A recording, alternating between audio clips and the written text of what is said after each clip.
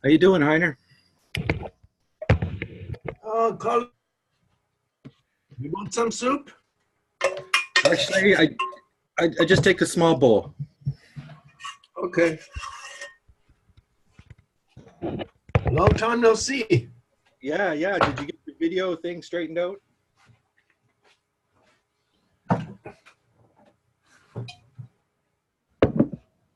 Did you straighten out your video problem? Well, I have so many problems. Which one you mean? I think the one where you lost the credits off the end of the video. Well, I don't know how that could happen, but I leave it on site and make the contributors credit in the text. So it is not like the original, but we have a proof to finally find out one day if this is an algorithm problem or whatever happened. No, Yeah.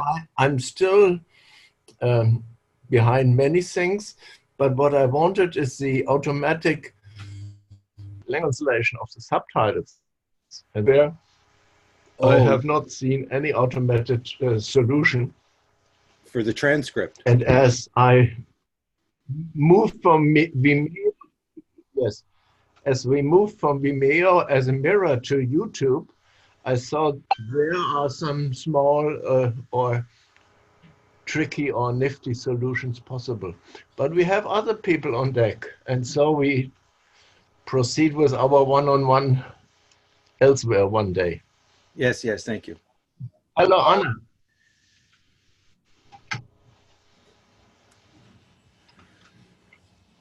Hi, Doug. Hello, all. Hello, Heiner.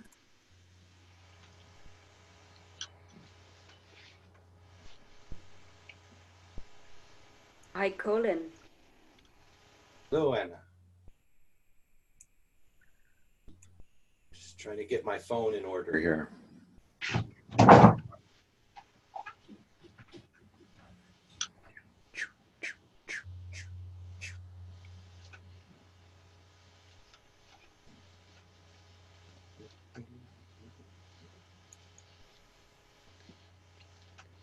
Well, maybe to proceed, Colin.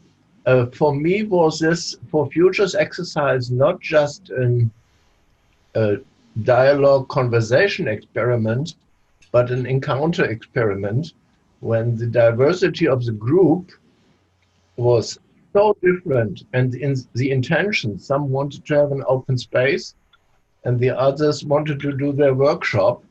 So it was very, very demanding and exciting.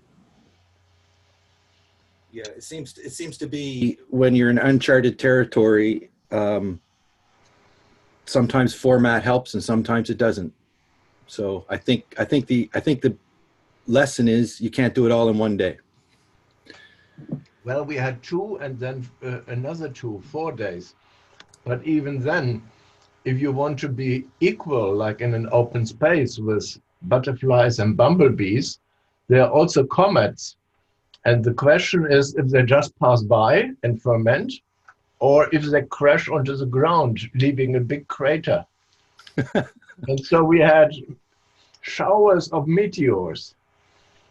That would be interesting to see how that is unpacked in reality. Yes, it's painstaking and very fruitful. Well, they say anything good doesn't come easy. Most things, I should say. Some things do, I guess. That's interesting. Context is important. So how is everybody today? Good. I'm just doing some quick announcements to remind anybody that needs reminding. I'm going to go fetch my coffee. Be right back. Heiner, was this the entrepreneurial group that you were talking about? Yes, The I'm doing with my Farah since 10 days open space, open forum, pitch bar exercises. And this time it is a 1,500, 2,000 participants event. We had an extra 2 days, well, to experiment encounters and not just conversations. So it is the established entrepreneurship thing. And I established the term system and globe entrepreneurship. How did that go over?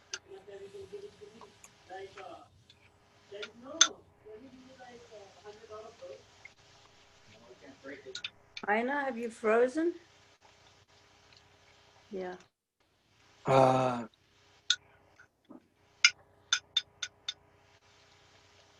You're unfrozen. Heiner, did you hear the question from Doug? I asked Heiner how that went over. I have to move because my internet is not stable here. Mm.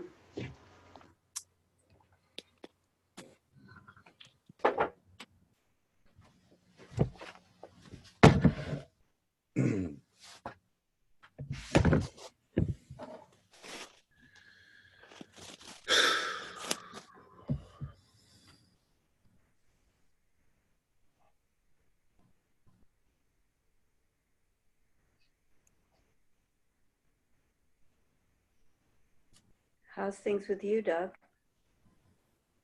Good. Gertrude. Oh, Gertrude.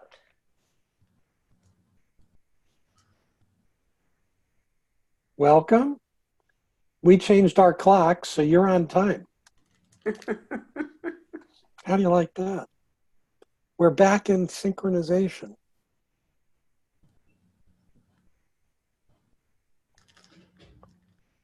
I never even noticed it happen.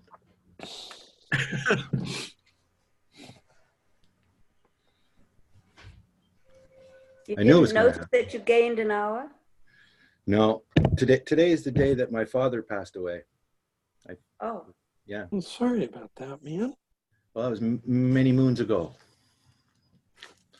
He never got to see his grandchildren.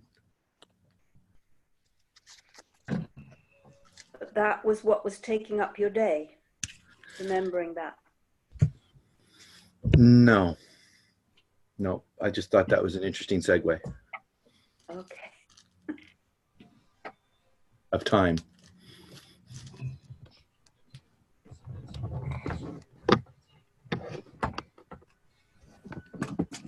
I recently had a workshop. I attended a workshop about time. Incredibly interesting. That time doesn't exist, that now scientists actually ignore time and space because their experiments. Ike. Let's undo that. Yeah, I'm not That quite was sure. Heiner. He's turned it down now. That was space and time. Here we go. Ooh, what was that? That's called my USB microphone works too good. How come it's still working? Oh, it's you, Colin. You've got two. Yeah. I shut it off, but it's still coming.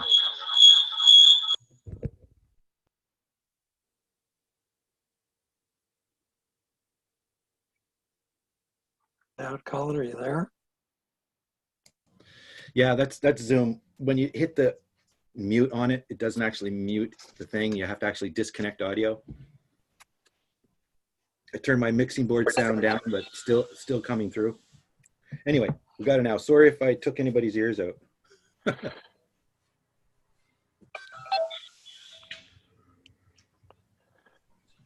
Pegasus Rising. I know who that is.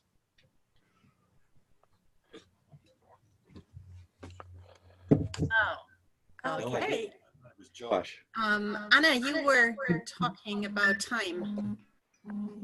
I was, yes. You This were is trying very to. interesting.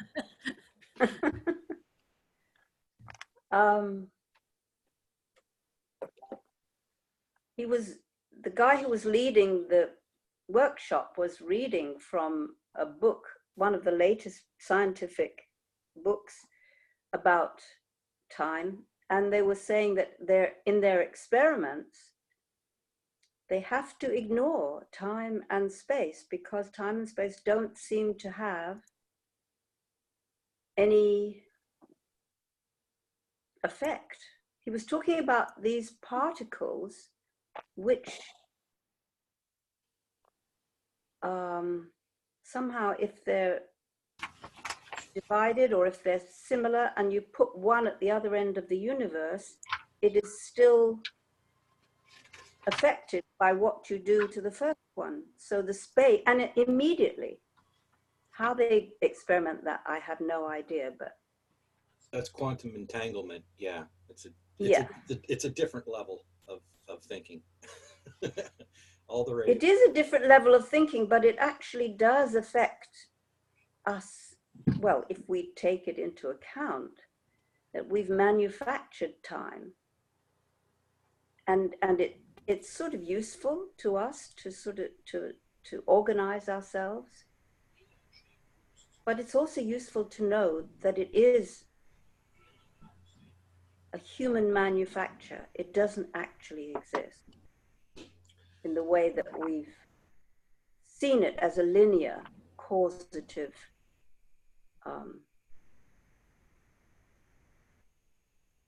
Alex?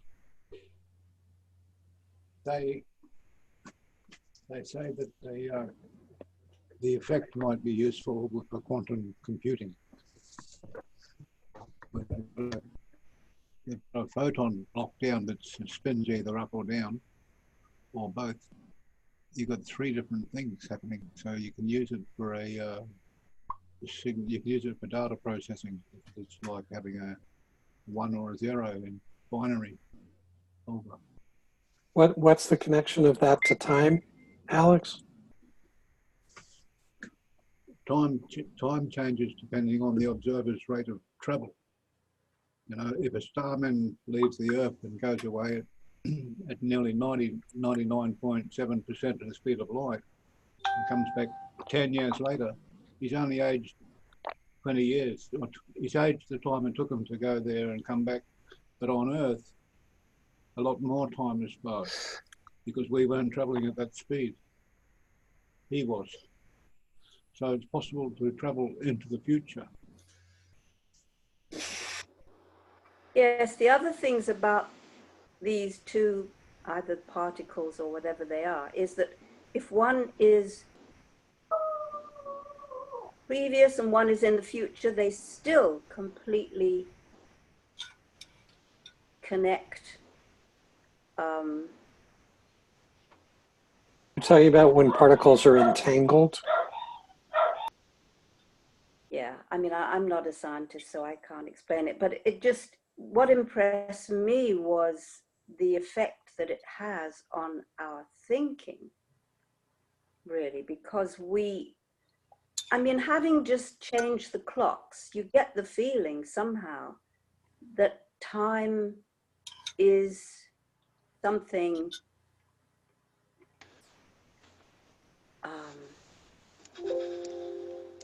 well, other than that, one would have the feeling that time is solid, like concrete, and there's nothing you can do about it. And then you change the clocks and you realize you can, it's really human control. It's part of the mechanism of our society.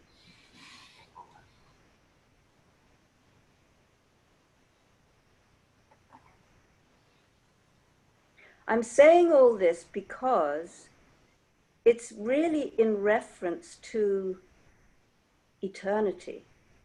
Because eternity, it's not that eternity lasts a long time. Eternity is timeless.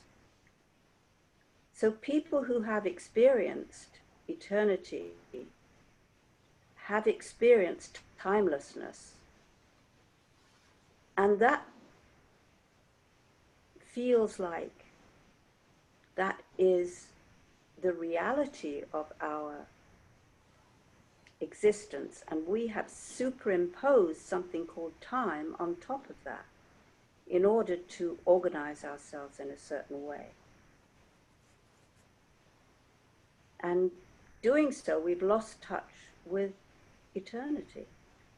We've excluded eternity, really, from and infinity. It's very poetic. Very polemic. Poetic. Poetic. There's an interesting way to think about space and time. And we've all seen a picture of our galaxy with the black hole in the middle, very bright, and the spiral arms circling the center of our galaxy. Now, one of those spiral arms where our solar system resides is about 2,000 light years across in width. That's the distance across that single spiral arm, 2,000 light years. When you think about that, that's the time it would take. It would take you 2,000 years traveling at the speed of light to go across that spiral arm. So that gives you an idea of how vast the universe really is.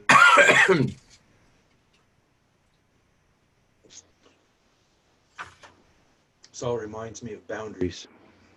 What boundaries we have and know or accept.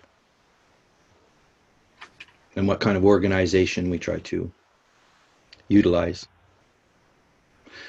You know, time became important when the trains had to be predictable. Yeah, you know, I don't know if other people know this, but Einstein was a patent clerk, and he was working just at the time when they were trying to, people were filing a lot of patents about how to synchronize clocks for trains so they could make the train schedules. Wow. And that probably had a lot of influence on his thinking and his theories. Yeah, Joshua brought up gauge theory yesterday, which I wasn't aware of, which is an interesting Wikipedia read. It touches on all of these corners a little bit. I think it's called gauge theory, anyway. So what are we doing today, Doug? We're doing it. Unblocking time. You're muted, Doug. See, it's an interesting thing. Clearly, some of us were experiencing this as doing, and you were looking for a stated beginning. And I guess it's all relative. All contextual. There was a paper that I posted by a guy that I thought was truly fascinating, because in his last stage of his career, the last paper Einstein wrote basically invalidated his theory of relativity, because the theory of relativity required the proposition that there was a constant, a universal constant, the speed of light. And in fact, that's a construct just like time and everything else. It's not real. And the universe, in fact, isn't linear, which linearity is required to support the theory of relativity. So take away linearity, take away the constant, the speed of light, as a universal constant, which is an illusion, and you got just absolute nothing. You got all sorts of nothing. And everything that we as a species have hung our hat on, going all the way back to the Greeks and all the way forward to the Industrial Revolution, is a conceit. Because we believe it, we have decided to let our lives be run by it all. And it's all made up.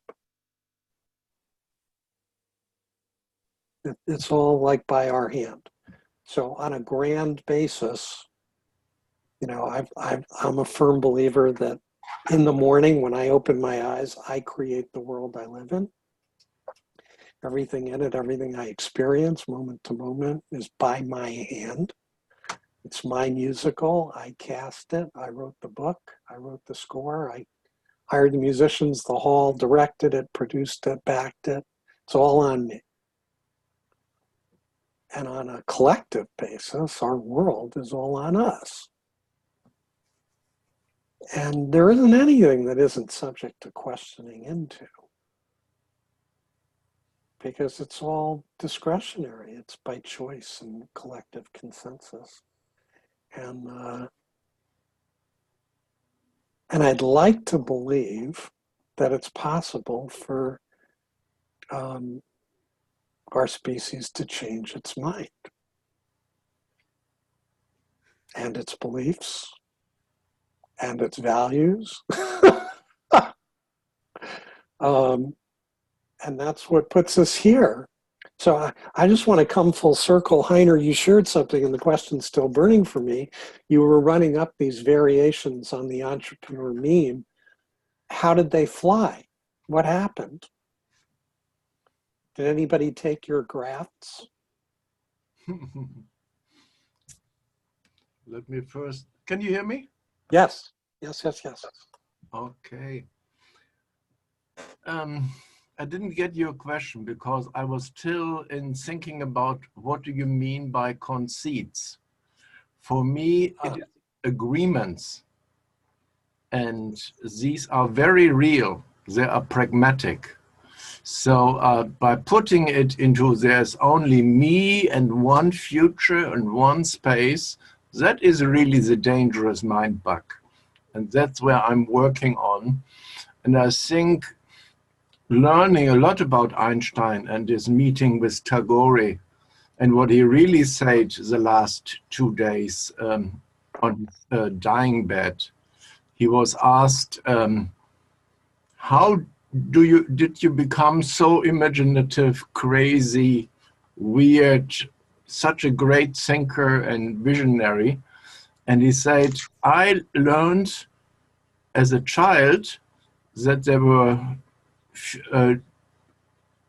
citizen books which were brought to the families every week, like a journal, and there were futuristic, mind-blowing stories. And Einstein said, this made me think, and everything else evolved.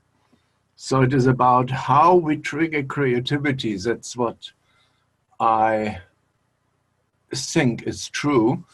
And conceit is for me, I think we need shared conceits. And then it's not in German Einbildung, but agreed visions and models. Yeah, the interesting thing is when beliefs align, and you know, more I'm operating more in Gebser territory than I am in legal territory, right? When enough beliefs line up across enough people, that sort of, you know, determines what the collective is about to create, right? So talking about that in terms of agreement is actually an elaboration. It's stirring in, like the minute you go to the word agreement, you invoke all that stuff about decision making and governance and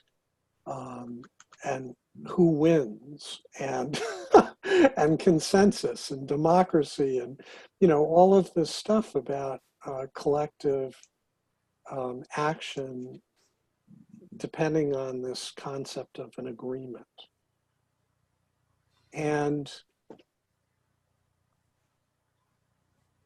I just wonder whether there's not something more fundamental and much less elaborate. If people getting into resonance and alignment isn't based on constructing an agreement as an extrapolated representation of what everybody aligns with. I just wonder whether there's a different version of that story. Well, maybe, you see, I have always problems with translation. Maybe I meant a joint construction, not just a mental agreement over words or concepts or whatever. If you go back to Jean Gebser, he differentiates strongly between the utopia and the artopia. And his art perspective is an extra additional perspective, like U and A position is extra. So you are I think are still stuck, like me, in this dualistic mind box of dichotomies. So all this wording are very dangerous and most of the time in the way. Yeah, I would agree with that. Alex? I think we've all got spokes coming out, emanating away from us. And on the end of those spokes is the areas of interest that we each have in common and in unison and in difference.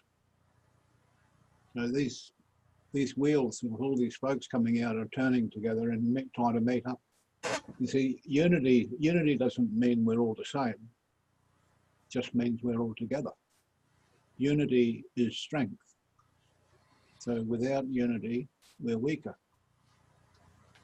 If I can focus on better ways to unite the interest groups, better ways to unite the focus groups that are working on projects that tend to be, well, in my case, directed towards unification, global unification of the democracy. We call it not a world government. We call it a global tribe democracy, direct democracy, local, and that doesn't require much translation. The English words are well established. Even in other languages, I think equally established words can describe the exact same thing that I'm describing, and others here I've heard describing geniuses working on all sorts of projects. So that's part of my work. Part of my work is trying to bring them together and unify people with websites, pages, things like that, and other projects. Over. So Anna? I think, yeah, I agree with you, unity is strength, but it just sort of depends whether you feel that you have to bring the unity together, you have to produce it out of all these disparate elements and try and find what it is that unifies them, or whether you believe that there is a basic unity, which maybe we could uncover if we look beneath this construct that we have made out of human society. Because that's, I think, what I was trying to say about time, because we've imposed it on top of something that was already essentially united. And we've produced, with this society that we have constructed, the scarcity and the competition, which actually pushes people apart. We've created the aggression and the violence out of something which was essentially united. That's how I see it.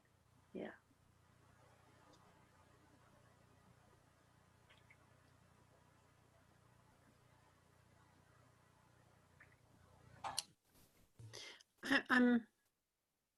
I'm going along with what Anna said. It's in quantum healing, you go to the 0 point, or Ken Wilber talks about causal, or this where everything comes into creation or dissolves. And I think you, and then you have the other witness and unity consciousness. And this is more like tapping into that, which all meditation practices try to achieve, to tap into that unity consciousness, even for a short time, to have that connection. And I find it interesting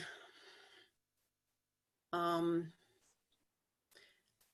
distinguish what is happening in our construct.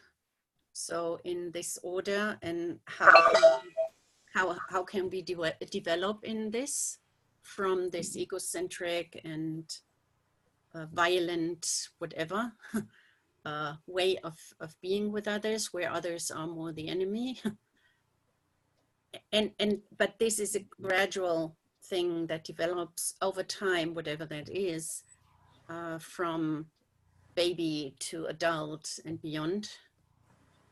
And the other one is that never changing, already existing unity, where there is only now. And I think the Hopi were that they said, okay, this people were in spirit, they were in that unity, but they couldn't experience themselves. They couldn't touch each other. So they created that space in which all the experiences can take place.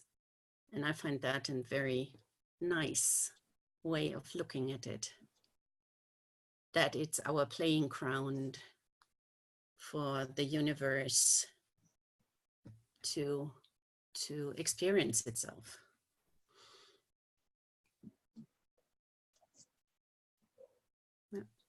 Consider that to be a game of boundless play, because again, boundaries and whatever context you're at is what dictates the constraints that one must observe in order to stay within the realm of understanding. So I think agreement, conceit, all of these things are under the quest for understanding. And language does get in the way if you don't spend the time to try to understand. Because language is evolving and emotions are cloaked. So anyway.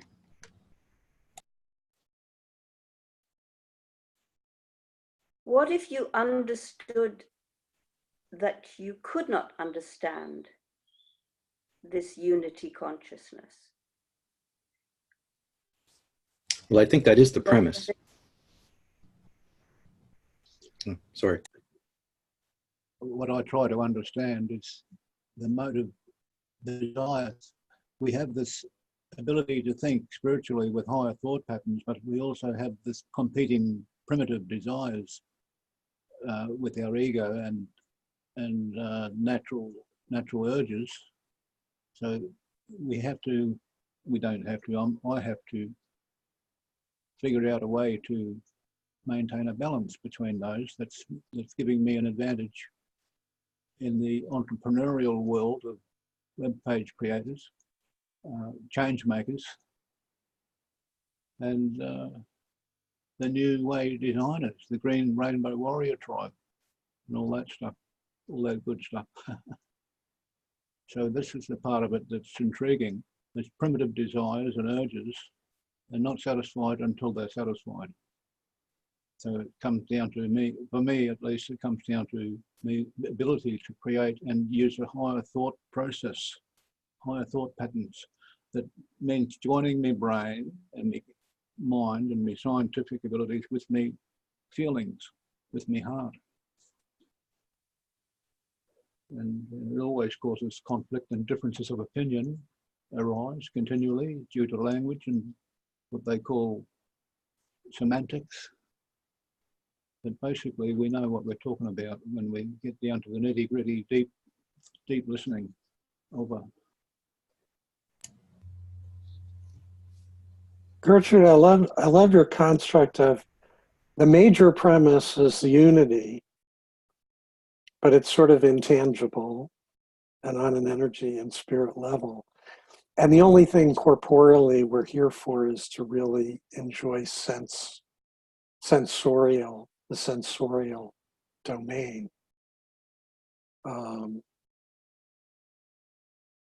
It sort of contextualizes the corporeal part of our lives through a completely different lens that I just sort of find tickles me, but it boggles the mind that we're given this opportunity to experience. Alex, what was your turn of phrase? The more primal stuff, and we decide to turn it into killing each other. It sort of defies logic and doesn't make any sense that that's what we do with it.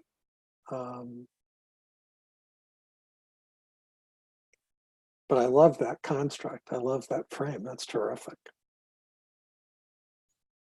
Colin, you wanted to say something?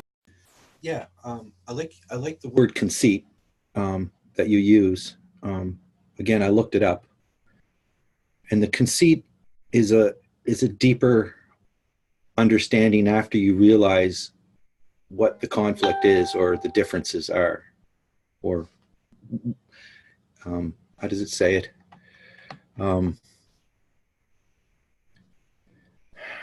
The conceit broadens the reader's awareness of the complexity of the things in question.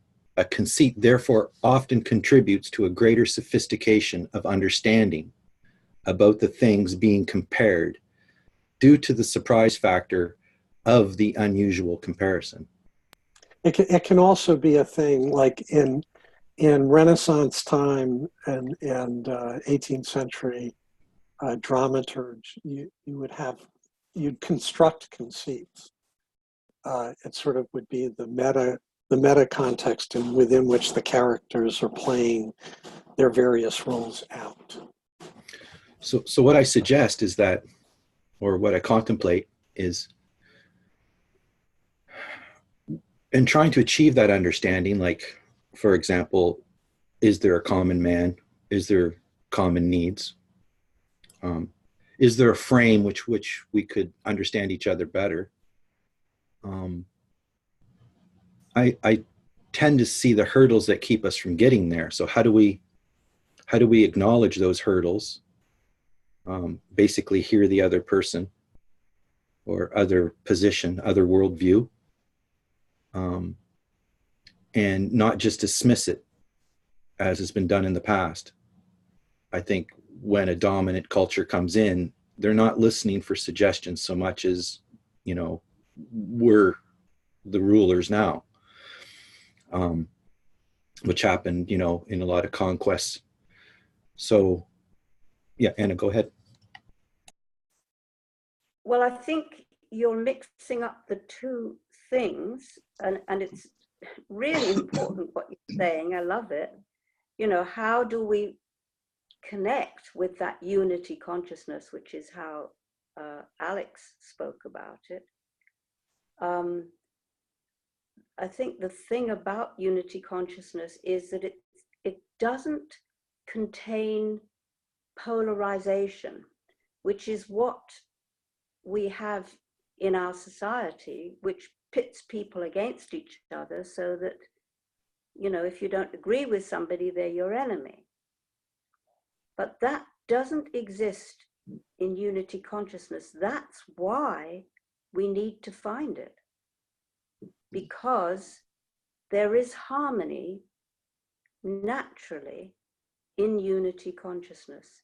You don't get that polarization of views. There are no opposites. It's something that is very difficult for us to understand because we're used to dealing with a choice between opposing opinions, which is right and which is wrong. We live in a world of duality.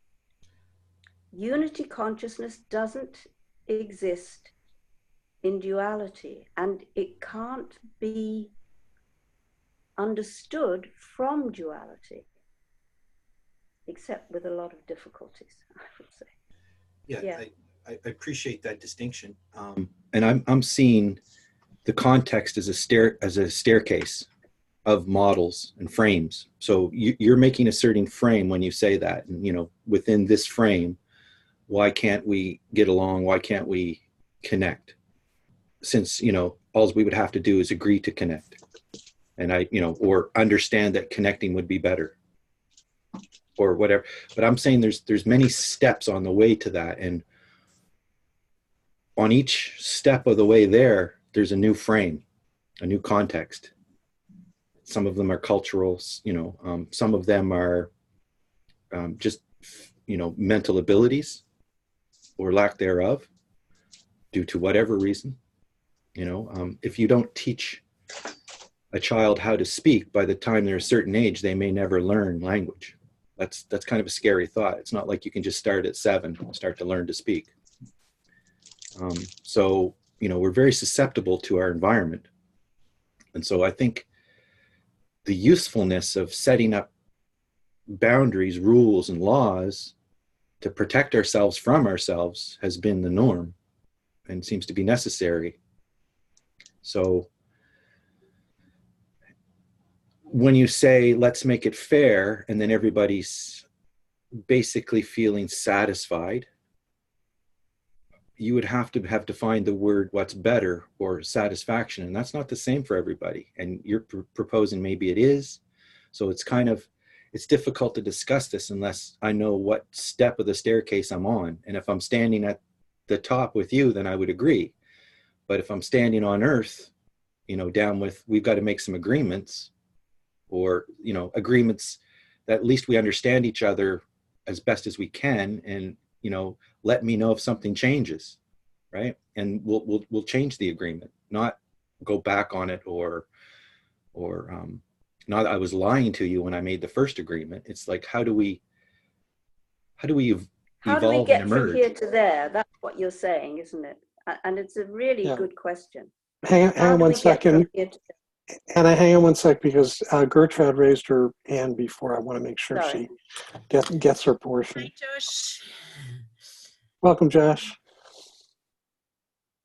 Hi, Josh. I'm not sure, Anna, if that's true, that the unity consciousness doesn't contain duality. I'm not sure. I mean, I don't know exactly what that is, the unity consciousness. It's just, we're talking about, for me, it's more this image of waves in the ocean fighting each other, not knowing that they're already connected underneath in that ocean of unity. So being connected to that, I'm still in this world and have to deal with whatever is coming at my way, at me, and so I think this knowing that we are connected gives me a better understanding, or a better way of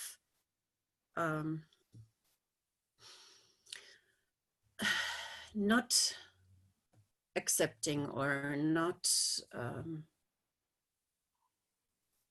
how Sam says, we have to peacefully disagree. We have to be able to peacefully disagree. And I'm just going through that period where you try to hold the things together and it doesn't work, because there is a fundamental disagreement. And then connecting to that inner, to that deep understanding that there are not two of us, and in this world that doesn't go together, not in this way. So I don't know exactly, but maybe at the end of this month we go separate ways. So I'd like to jump in on the duality too. I didn't get to mention about that. Well, hold on, Colin, one sec, because Anna had wanted to share, and yeah, I just want to say, I'm not sure if that is not contained in all of that. So all that what you're is saying, and I don't know either. yeah. Yeah. So Colin, you want to go ahead? Yeah, I just wanted to make the quick point about when you're in the context or usefulness of making rules, then you can say right and wrong. Like if you're over a certain speed limit, you get a ticket. Was it right to drive that fast? You know. Oh, I can't hear you, Doug. Could I ask you to do me a favor? Could you say absolutely everything and anything you want to say? Can you frame it in the first person? I can try. Perfect. So, thank you. I thought I was, because the way I see the thing of duality in reality, it's hard to find. And I challenge people here to think of anything that's actually black and white that you are certain of. You may find some things, but I think they're very rare. And so we make black and white decisions. And I find people with that kind of certainty to be almost certainly wrong. And to, do a time jump here on our time jump theme, the idea of relativity, what happened is Einstein, I think, was uncomfortable because it's relative relativity, not certain relativity. Anyway. Is that like when we say we should follow a man who's searching for the truth and be wary of the man who claims he's found it? That's the match. That's the other shoe to that. Yeah, that's what Colin is talking about. Yeah. And I guess I was trying to say that in this duality, that is absolutely right, that there isn't truth that you can recognize. Well, maybe there is on a personal level. Perhaps I do recognize certain truths. But you would want, I think, for it to be proved to you with evidence in the same way as science proves things. And that's on this dual level, it doesn't work in that way. We're talking about truth, really. How do you recognize truth? Is there such a thing as absolute truth? And that's, I think, a belief or an experience. And if I don't have that, then I stick to what's going on here. I stick to this duality. But there are people who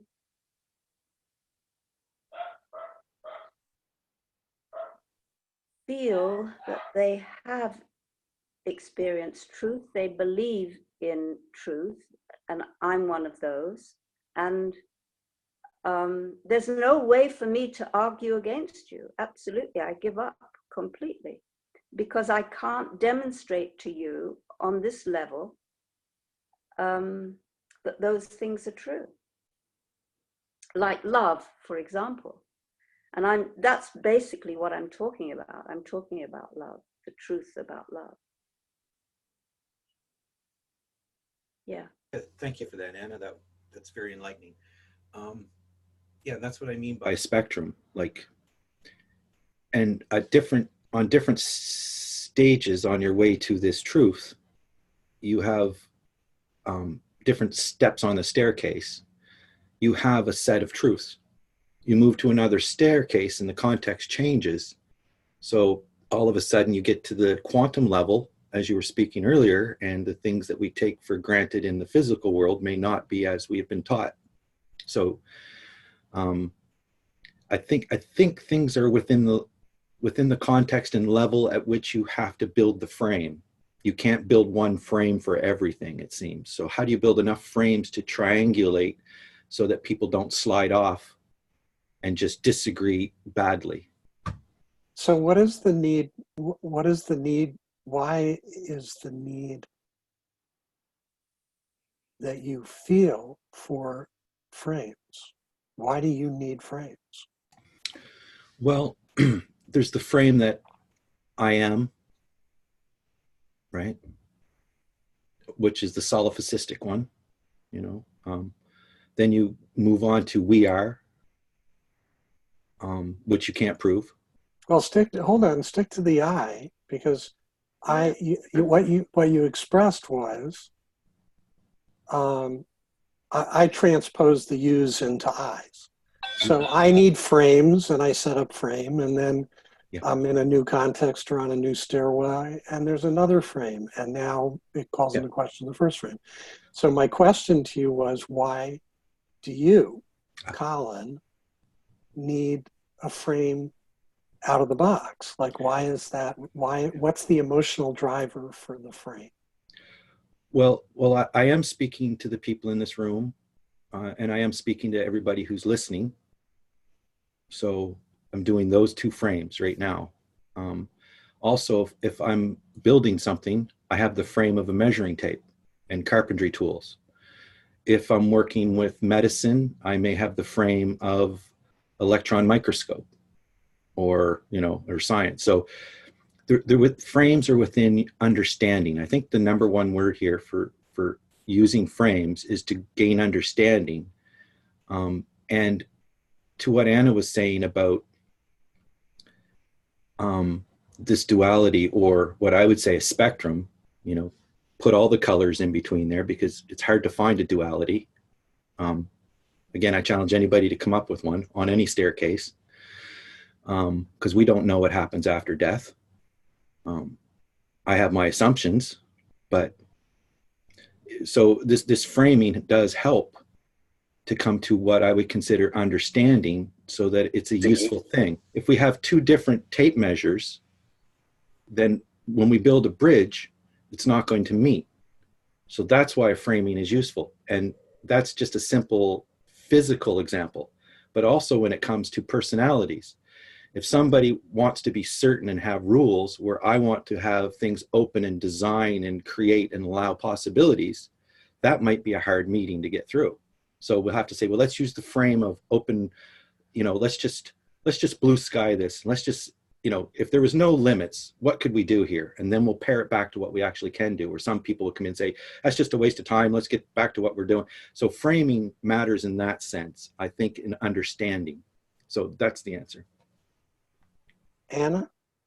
Yeah, I was really interested that you brought in the middle of all that, that we don't know what happens after death. And I didn't see how that was connected with what you were talking about, but somehow it seemed to prove something. Can you go back to that and try and stick with that and tell me what it is you were trying to say? Hey, Sam, how you doing? Hi, Join Sam. in. Maybe Sam could answer that. Sam thinks a lot like I do sometimes. It's spooky. I just got here a few seconds ago, but the part that I heard from Colin was about there not being dualities. So I think that was the point Colin was making, is that we're not sure that even death is final, is I think what I got from Colin. So he's making a duality between life and death. Is that what he's saying? Yeah, he's saying that doesn't exist. Well, I'm saying we can't be absolutely. certain. We can't be certain. That's what I'm saying. Right. Well, that is exactly the place where you would, well, first of all, let's establish that there are dualities, because there's up and down, black and white, off and on. I mean, those are dualities. We know They're what we're relative. talking about when They're relative dualities. Up from where? Down from where? Yeah, there is a certainty when you have no observers. But when you have an observer, you have uncertainty, because the observer could be seeing something that's either up or down, or spinning or not spinning, quantum fluctuation, quantum entanglement. So we never know what's true unless we have a motive for observing. The motive I for think observing. we've agreed that quantum isn't in a duality world. Quantum has broken through that duality. No, it has dual states. The quantum entanglement, up or down, that's a duality. Okay, I'm getting entangled. I can't Heiner? follow this. I've been putting on my mic because frames is haunting me for 30 years.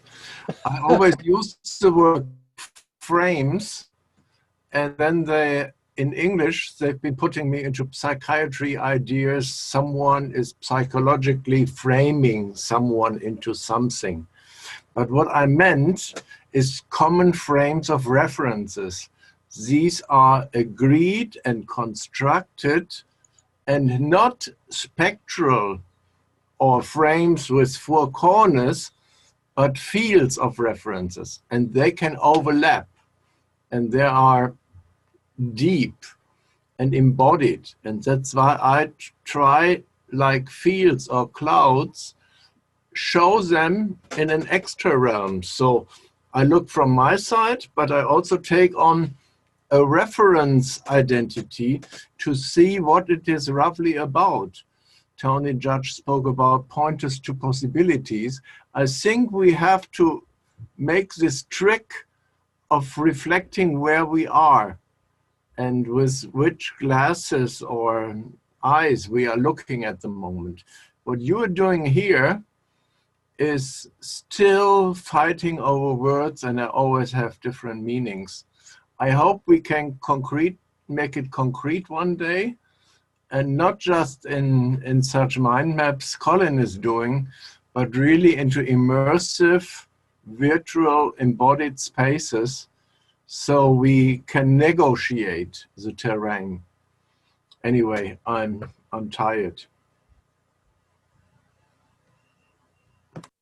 Yeah, the maps are just the breadcrumb trail to more frames, and frames are like each stair step can have a different set of framing, different level of understanding due to a different need. Do the trains have to meet? Does the bridge have to meet? Do we have to meet? There's your time and space. Here's the thing that keeps coming up for me is that if the reality I want to construct is one that requires framing, then that's what I'm going to create. And if the reality I construct requires me to measure and quantify and develop tools to deal with it, to deal with my experience and my reality, that's what I'm going to create. And there's another version, I think, that says the reality that I experience and live in is.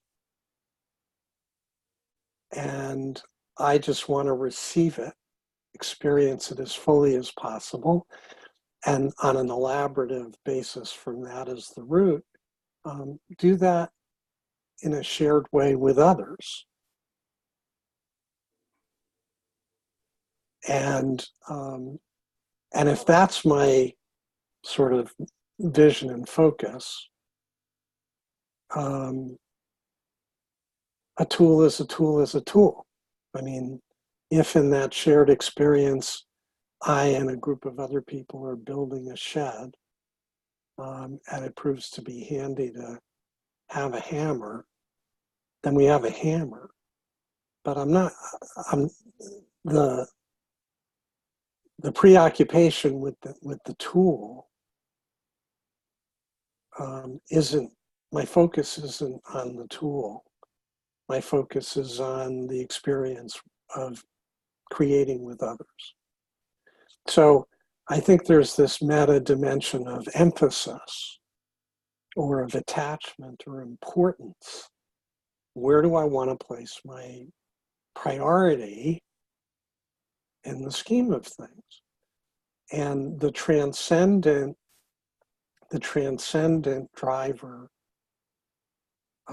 if the transcendent driver is first to have as full and present and hopefully joy-filled experience of my own, and to be sharing that with others who are similarly experiencing, aligned and sharing in that.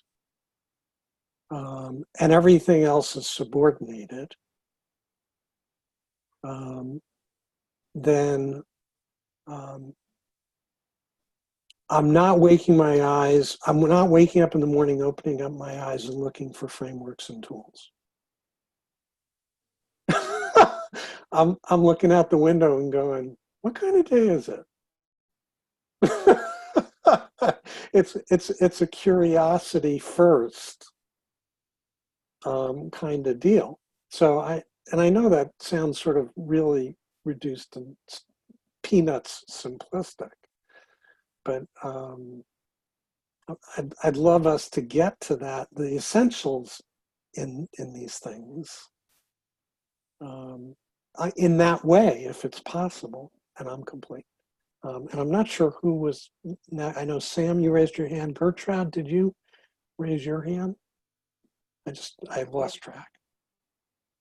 So I'm not sure which of you go first, but the two of you are up next. I can make it brief. Frames of reference don't, in my opinion, dilute the experience of reality or filter the experience of reality. They can enhance the experience of reality just as well as they can filter. You can look through rose-colored glasses, or you can actually see, hey, there's an infinity out there that normally, for hundreds of thousands of years, no one ever understood.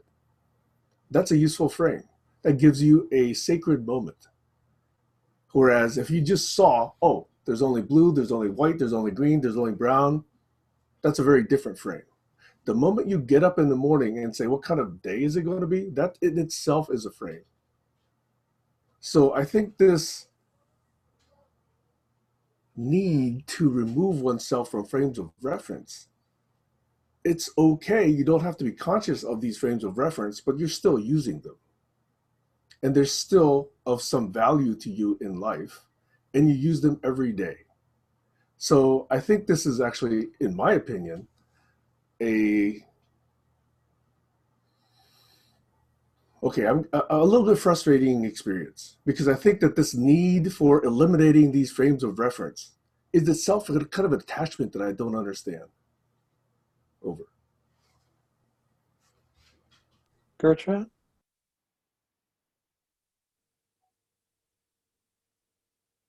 I think that we think in words. And so I had a seminar with Dave Logan, was calling it terministic screens.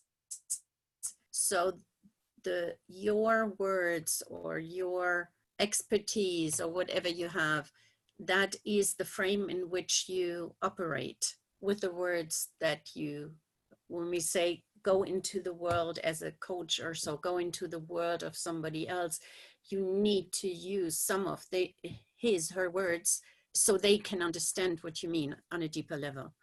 So that is what Heine was, it's some kind of overlap and a possibility to go into other people's world.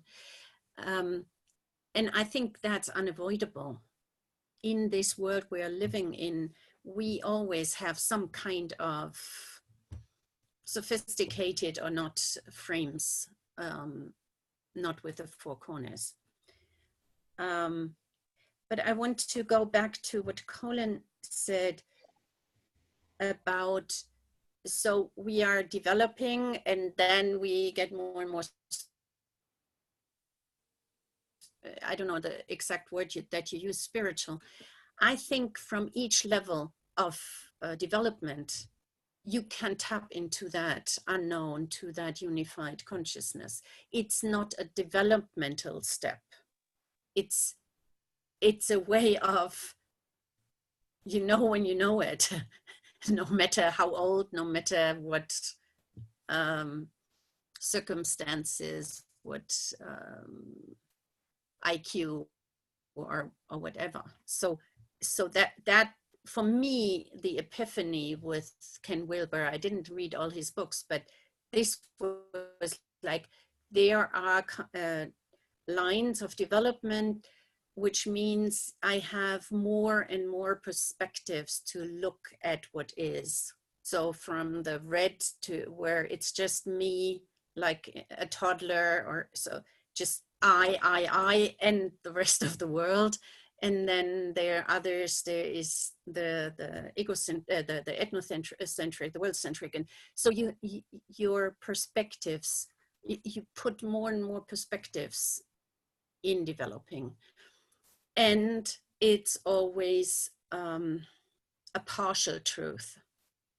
So maybe it's a little bit more than you could, as a toddler, you can see as a teenager, but it's still partial. And this what Anna is referring to, this unified consciousness, this unity, this whatever 0 point, this is not dependent on my level of development, and you cannot reach it by developing, and you still have to develop. So for me, it's not either or. It's being in this world, developing in this world, getting more and more perspectives of this world, and a broader view on what is, and still it's not the truth. So yeah, for me, it's very important. Where just one of my fundamental disagreements are this, like it's collapsing or it's on top of, and it's not. It was like, yeah, that's that's it. Because enlightened masters come from all kinds of developmental stages. So that was for me important to say. Josh? Yeah, I just wanted to build on what Gertrude is saying, because it's really fascinating that humankind has developed so many measurement tools. And I've been following a project. There's two really big projects that I think are amazing right now. And one is called the ITAR project, which is one where America and Russia and France and Japan and a lot of other countries are working to create fusion, which is a new energy source that could hopefully power the entire world. And they're putting billions of dollars into it. So it's sort of sitting there, but they made a big breakthrough where they're actually scaling it up and going to try it out next year. And then that will give us another 20 years to where we can manufacture it for the whole world. But another big project that's really big, that's been sitting since 2007, is called the James Webb Telescope. And it's to replace the Hubble by putting a gold-plated, huge, giant infrared telescope in the sky, but then fold out a giant shield to shield the light from the sun so we can actually see out into space. But what's more amazing is we've already put up a telescope that showed us that there are more stars outside of the Earth than there are grains of sand on the Earth itself.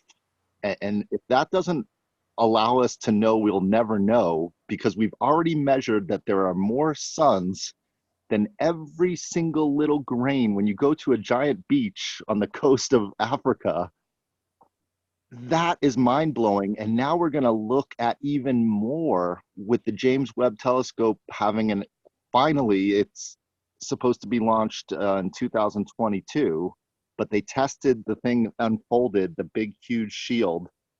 They did it once, it didn't work, blah, blah, blah, blah, blah, blah, blah. We're on the precipice in humanity of seeing more than we've ever seen. And yet humanity is more blind than we've ever been, because even with all this knowledge, we can't see everything because we're only looking from individual perspectives, and even collective perspectives, we'll never see it. I just think it's sort of humbling to know that we'll never know. If there's more suns than grains of sand, and then we see, like recently we just saw, it's called a Berkeley current. We always thought that huge galaxies rotate in one direction, but then we're starting to see they're rotating in two directions. We're primitive. I just hope that we all humble ourselves to know that the truth that is the actual truth. And I just wanted to share with the group something personal that happened to me a few weeks back. A friend of mine went to Oakland, California, and they made a drug called DMT, which is a naturally existing chemical that exists in our body. They made it legal. So he brought some over to me, and he said, you know, you're going to try this if you want.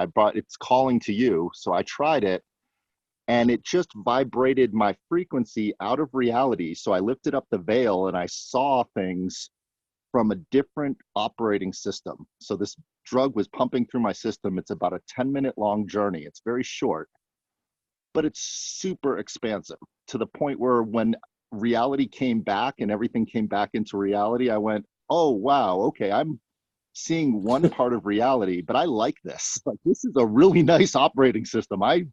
That drug was really powerful. So I recommend for people to just realize, as much as different chemicals are pumping through my body, different chemicals are pumping through Gertrude's body and through Anna's body. And there's different vision, different senses of each person. If we really understand the operating system of the human body, we don't need to disagree or agree, just share the experiences, because there are people, like I can see 20/40, I need glasses, but there's a woman that's been measured and tested. She can see faces from 1.5 miles away. She has 20 1.5 miles of her vision. And some people have different operating systems. I mean, we know this. We know some people can run marathons. Eddie Izzard, I just watched, he's a famous comedian and activist. He ran 6 full marathons every week for 3 weeks in a row and took 1 day off. I mean, who can do that? I mean, if we don't realize that we're all, like, there's a Microsoft computer and an Apple computer, in human beings, there's that many operating systems, 7.8 billion different operating systems. Some are similar because of genetics of similar family heritage. And I'm trying not to rant as much as just to say, knowing the truth is futile. Because when I saw the veil lifted up and I saw that truth, I went, ooh, that's not my reality. I don't live there. That's maybe in the afterworld, I'll live in that reality. But in this reality, I can smell air. I could barely breathe on that drug. Like, I was trying to breathe and I felt like my heart stopped and I went out of my body and just flew up into the cosmos. But that's not my reality. This is my reality, talking to you guys with a computer screen. And I just wanted to share that because I do think it was important for me to see another dimension and feel those drugs, that DMT chemical, dimethyltryptamine, pumping through my veins. But I also think I could have done without it if I was just a little more humble and wasn't so curious and had to lift up that veil. I could have not seen what I saw. I would have been okay with that. So I just wanted to share that with everyone because it was very powerful, spiritual, emotional, mental. My brain, my dreams haven't been the same for the last 3 weeks. I think it rewired something in my brain. And I don't know if I like my new dreams. So I got to get into this new subconscious understanding. And I'm hoping that that drug is not in my system anymore because I'd like my dreams to go back to normal. But let's all just realize that if we have happiness, some people call it love, other people call it oxytocin, if it's pumping that chemical of melatonin, oxytocin, serotonin is pumping through our bodies and it makes us feel awesome and loving and gentle and happy to people, that's reality. Just as much as the other person who is angry and doesn't know where their next meal is coming from and scared and fearful and doesn't know if they're going to eat the next day, and they have all of those chemicals pumping through their body, that's real for them too. And I just hope that we're a little more compassionate to all the different realities that we all have. And I don't see that we're going to agree as much as experience. So I thank you for this Sunday experience. And we had a great conversation with Sam and Colin and Alex, and I think Dave was there for a moment yesterday. But it sort of bled over to some blockages that we had about agreements. So I was really excited to come on this morning. My friend is here visiting to see if we can Sunday unblock. So I'm going to leave it at that. And thank you for my long rant. But I really would hope that if there's any blocks that Sam has, I would love to see him unblock it here today because this is such a great forum to do so. And with that, I'm complete. Thank you, guys.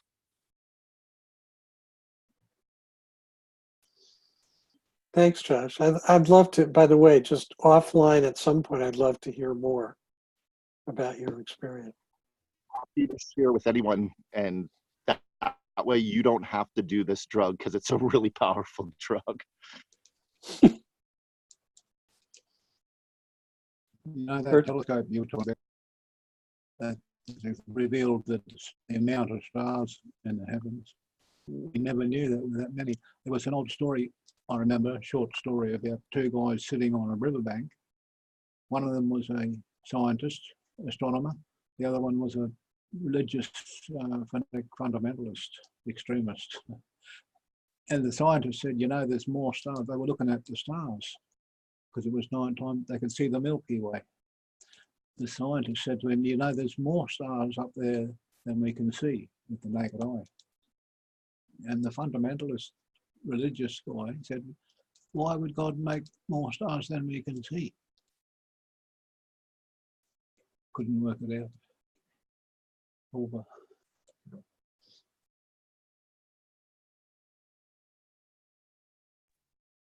Gertrude, did you raise your hand before?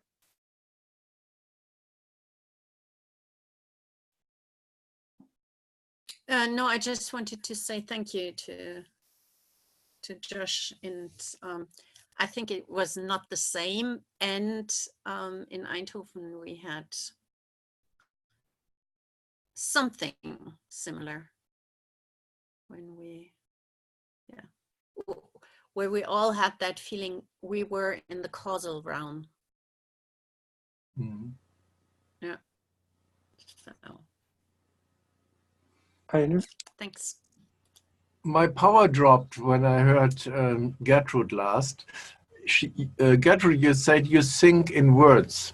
Einstein said he's thinking in images, and others think in concepts and percepts. So I believe in this multitude of different bands, what Josh was just saying, and how to bring the 17 dimensions of how the brain is registering, some brain researchers say, how to bring them together beyond the need to agree and have this beautiful diversity, and going beyond this fighting, going to end or and beyond. Anyway, I like this conversation, but I have to leave.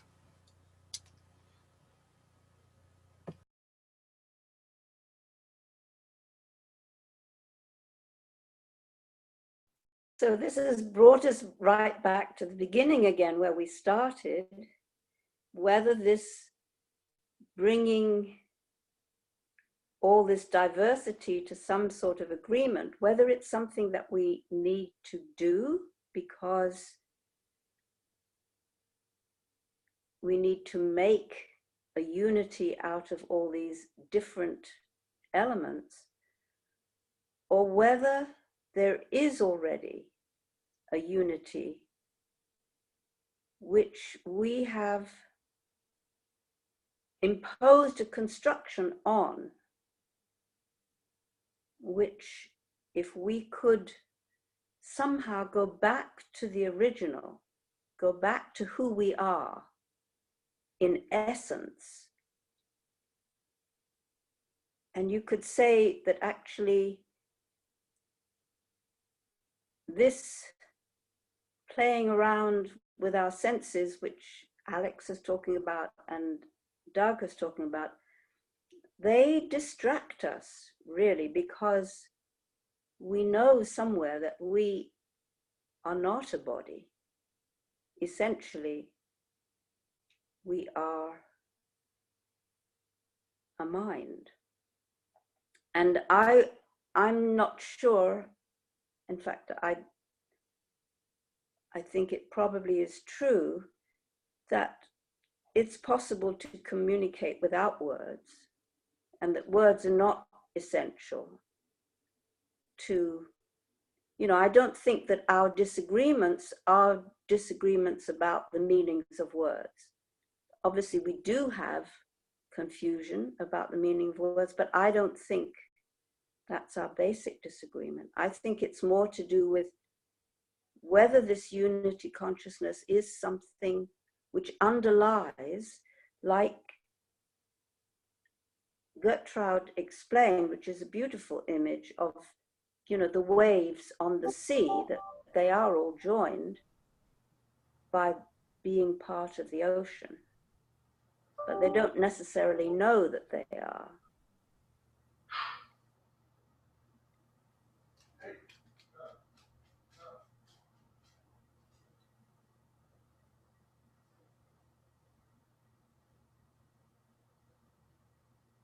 Yeah, I'll leave it there. Maybe I should also just one thing, that Colin was talking about these different stops, these different frames, different steps, sorry, these different frames. I can understand, because I think for a long time I used to wonder how we get from where we are to where we want to be. It was like that whole transition, which is, you know, it's been called the Great Turning, and all sorts of names have been given to it. There's sort of an awareness that we need to somehow rediscover our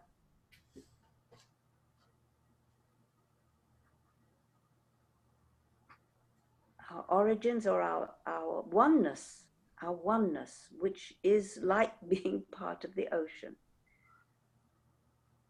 And it is something that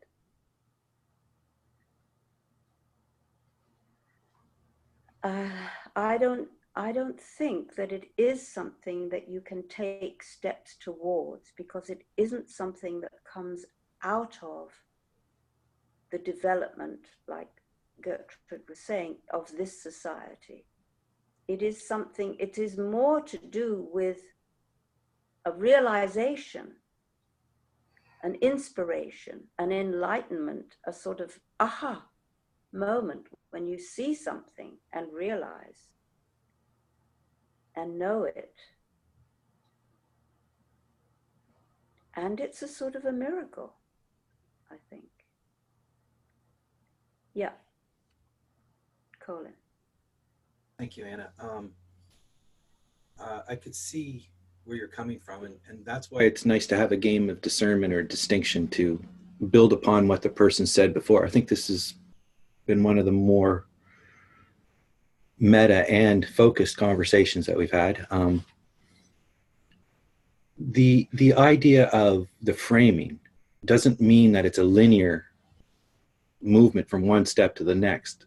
So the staircase is a bad frame to explain the serendipity that happens when you set up a frame or a few frames, even with some diversity, and then say, oh, like you say, oh, let's pick another staircase. This one's not going to get us there. So it's a non-linear framing, as in throughout history, as you know, worldviews have been reframed. And one that's being reframed right now, which I think is a very interesting one, is sexuality. Whether it's okay to be a homosexual. Gender, you're talking about. Well, gender, and in different countries, how they frame that question, however. Yeah, you know, is it acceptable? Is it an abomination? Is it this? Is it that? What are we going to do about it? Are we going to put it in the medical books frames to say this is a disease? Or are we going to take it out now from the medical book, and doctors are no longer going to try to cure you of it? These are frames, and they're not. Can I just clarify, Colin, that I'm not objecting to the frames at all. It was the linearity that I was talking about. Yeah, no, so I agree. You've dealt with that. That's beautiful. Yeah, I have something else I'd like to bring up about understanding, but I'll wait. I don't want to double turn anybody.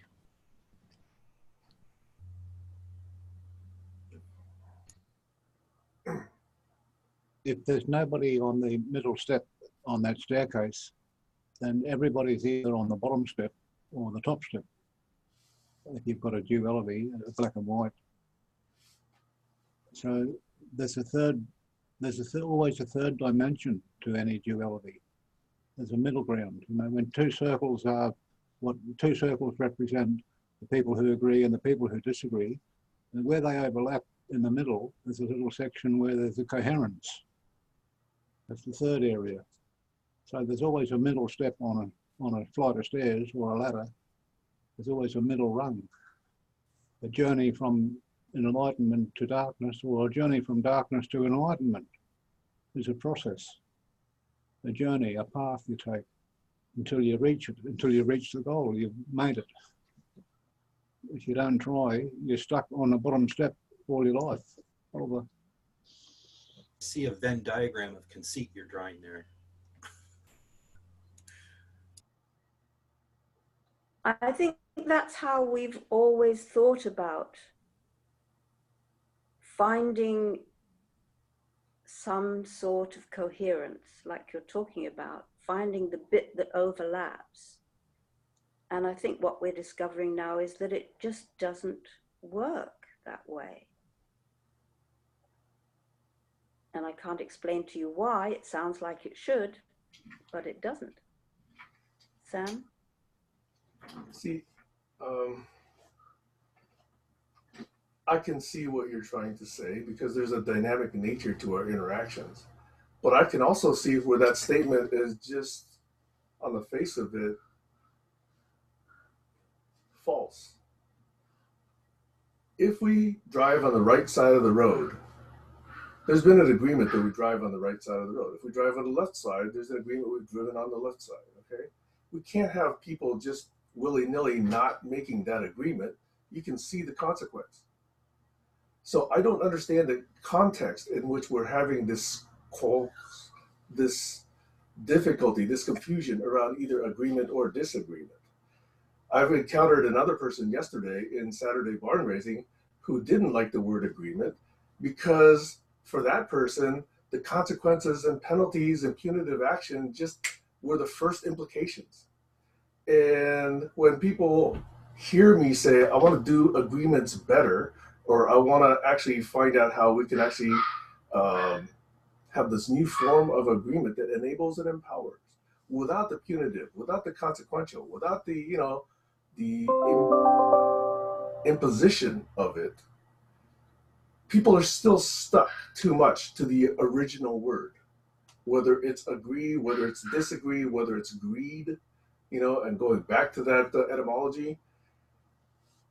I just think that these discussions to me feel very, very privileged. People who are out working for their survival don't get to have these conversations. And we need to understand whether or not they're truly useful in the real world. Most people understand what the word agreement means. Most people understand what the word disagreement means. Most people don't care that they came from the word greed. It doesn't play anymore in the regular life of regular people. So to make those distinctions so blocking when certain people want to make agreements that do enable and do empower, to me, that is one of the most recurring blocks. And that's why, by the way, I was willing, dare I say, agreeing to have this conversation with anyone who actually wants to delve into this conversation. I think, Doug was nominated, okay? But, it looks like there's this person yesterday that came that would have that conversation as well. And I'm about to move forward with those people who are comfortable with agreements and disagreements, and the people who don't want to do that, that's fine. I mean, we can still meet in the town square. That's all right, But notice there's still an agreement that, we're actually encountering each other in the town square, and there's still agreements about whether or not we actually say hi, whether or not we actually, pass the time of day, whether or not we avoid each other, whether or not we greet each other, by looking at each other's faces, whether or not we actually take out a gun and shoot each other. There are all these agreements that are already operative. So I really, really, really, to my core, don't understand the triggers that people have around these words agree, disagree. I even asked for better words. And the words that were proposed yesterday were things like governance and covenant, which to me imply even more punitive and consequential and prescriptive, frameworks. So I was just astonished at that. Anyway, this is a common rant I have, but I'm going to stop it sooner or later because I'm going to come to the conclusion that either we're not able to really come to a satisfactory place in this conversation, or I'll just move forward with those people who are comfortable, like I said. And I will not bring this up anymore because it's certainly boring and probably tiresome to those who hear it every single time. This is why I really just want to bring it up again just to try and close it off. Unless there's new aspects to it that we haven't covered. Over. I think it's a pity that you didn't hear the beginning of this conversation because it wasn't anything to do with that. although I can see that you can tag this thing about agreements onto what we were talking about. And if you want to talk about that, I'm happy to talk about that, since we seem to have finished talking about what we were talking about before. But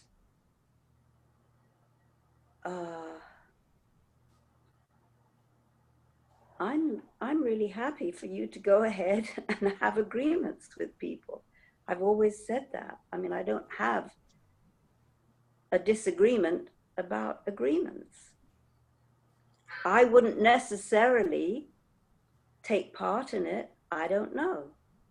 But I don't have any objection to people agreeing.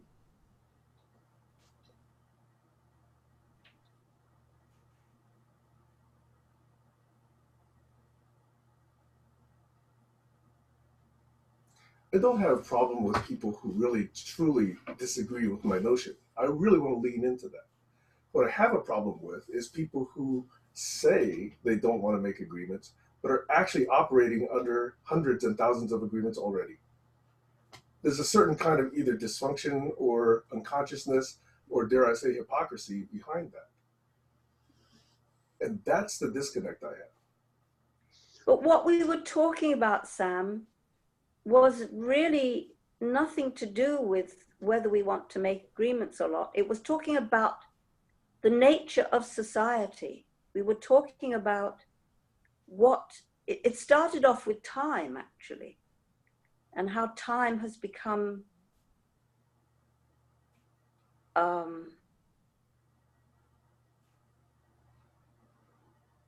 it's not useful in scientific experiments anymore, as space as well, because reality doesn't obey the laws of time and space as we used to think it did. So time, it's very clear that time is a construct, a human construct that we have agreed to, not vocally or even consciously, but we're just born into it and we just accept that that's the reality. So that's the sort of thing that we were talking about. Making agreements is something else. If you want to do something, you want to make an agreement to do it, I don't see any objection to that. But you're not talking about the nature of reality. Yes, I did miss the beginning of the conversation. Yeah. You know, that issue comes up when I ask people to agree to the deal, to the bargaining.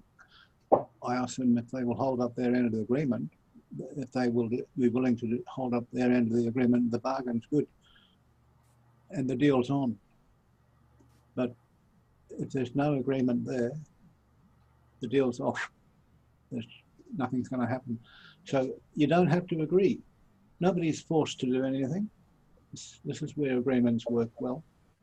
When it's consensual, when it's, it's all in the soup. You've got people adding ingredients to the soup that have been vetted first by the chief cook over. Heiner, I thought you were leaving. You're back. Yes, I heard you. I'm in multimodal mode, as you know. No, Okay.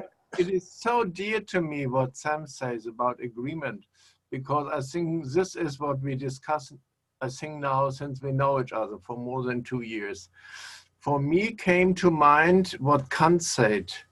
Concepts without percepts are empty, and percepts without concepts are blind. So we have to think it both together and make it concrete. Otherwise, we always talk in parallel and never come to shared constructs. That's why I said, when I corrected myself about an hour ago, I said, no, let's not say agreement, but shared constructions.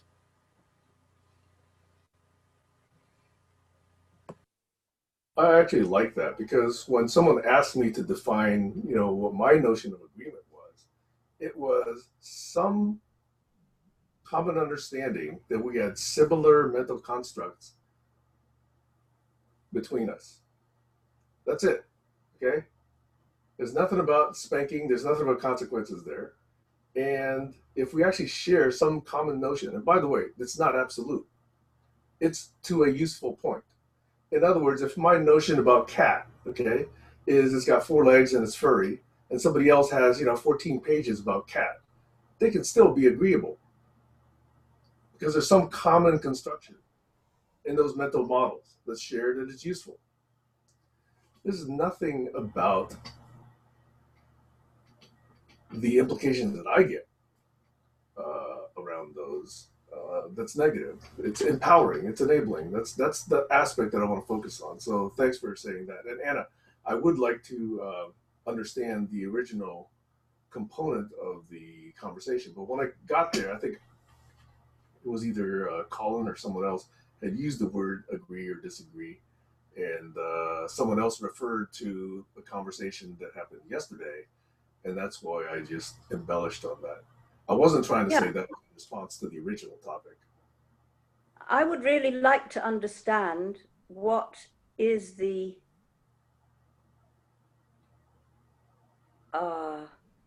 frustration or the conflict that you're experiencing around agreements. If you want to spell it out and bring it here, that would be great. Is that anytime I actually propose one for someone to opt in, there's almost indubitably a rejoinder that says we don't need agreements. And that is a standard conversation pattern. So I would like to see if those who don't believe that agreements are necessary could just let the people who are doing agreements just do them. That's all I ask. When has there ever been any objection to letting the people make agreements? I don't think there's been a strong objection. There's just been this opinion stated that we don't need agreements. And I can go back to the old videos and find them. It's happened a number of times. But that we sounds like an authoritative we that is because when is not acceptable. A person can only say for themselves, well, let's hear what the agreement is, and then I'll decide whether I want to agree to it. Okay. There's I'm sorry, go ahead, Sam.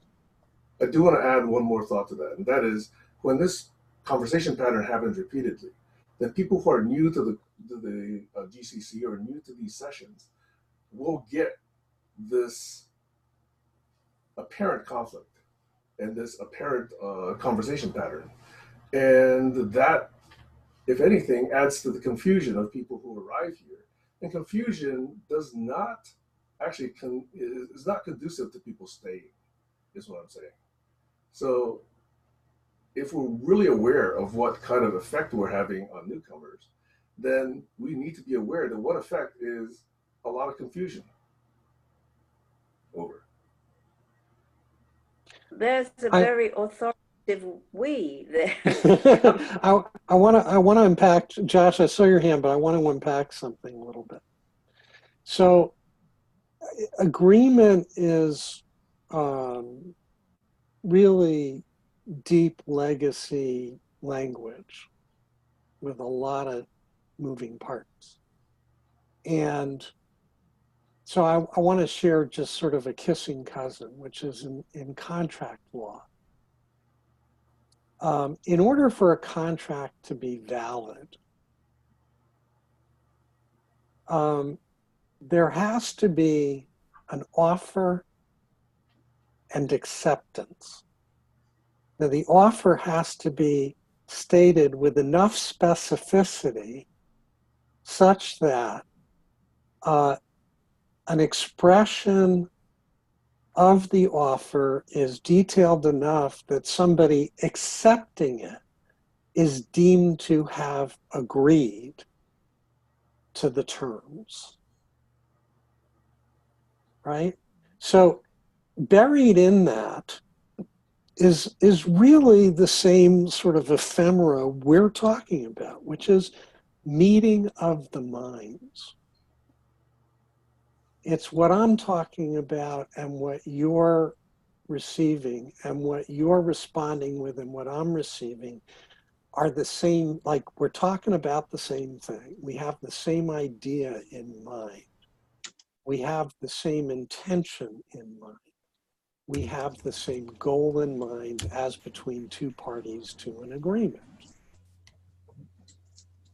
And part of that can be on the meeting of the minds part. Part of that can be on the terms and details which comprise what the minds have met about. And then dimensionally, there's part of it which is my problem with the reason for me being an unlawyer in my law practice is there's the what am I going to do to you, or what do I get if you breach or fail to meet your end of the deal, or I fail to meet mine. So it's about the fundamental concern with failure of performance or failure of agreement. So I think to Heiner's point about co-construction, co-creation, and it's my experiential frame, my understanding, my awareness. It's all of that full 3D embodied, multidimensional experience of whatever it is I and somebody else are talking about, sharing, or looking to collaborate on, or do, or accomplish, or achieve, or speak to. And the other person's version of that. And bringing those into harmony and alignment and figuring out how to confirm that they're the same. And when I say alignment, that my understanding and your understanding, Anna, about what we are agreeing to are in all dimensions and layers the same thing, is the challenge. And the inquiry into my inquiry into your version and vision and language and idea, and your inquiry into mine from a curiosity place, is what gets us to a common, frame of reference that both of us are in SAM language agreeing to. But the challenge with the word agreement is that I think it carries a lot of the back end charge and projection of power, authority, and control over, and attention to failure of agreement or failure of performance in the face of an agreement, and the dimensions of, quote, commitments as an added ingredient to what comprises an agreement. It has all of that stuff included. And if I have to, quote, agree, including all of that back end stuff, in order to play, then I'm more likely to have an allergic reaction to that exercise. I like that. I really do. Because I think that actually places the responsibility for what you do with your mental understanding on yourself. Because I'm not doing it to you. I don't want to do it to you.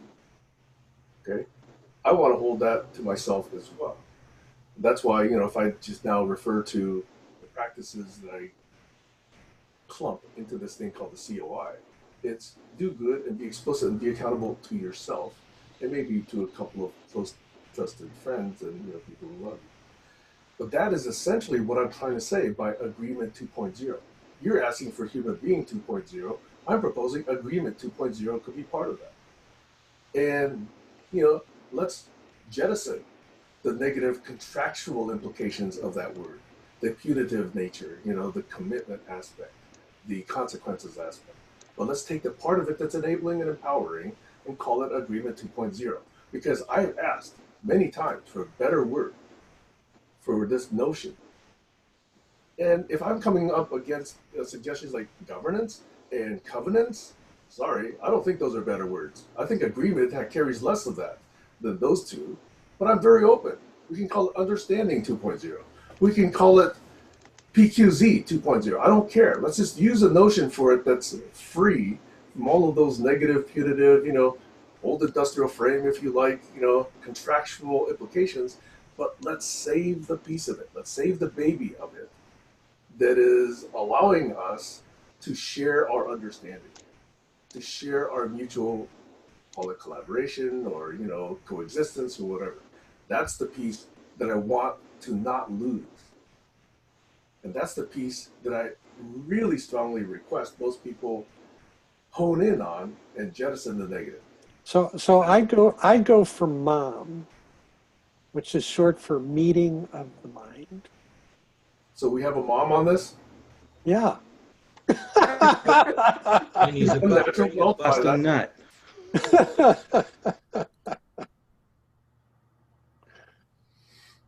I'll tell you, thinking. this couldn't be any more frustrating for my last week's blocking than what it is right now. Like, if you want triggered, I'm at 9.9 right now.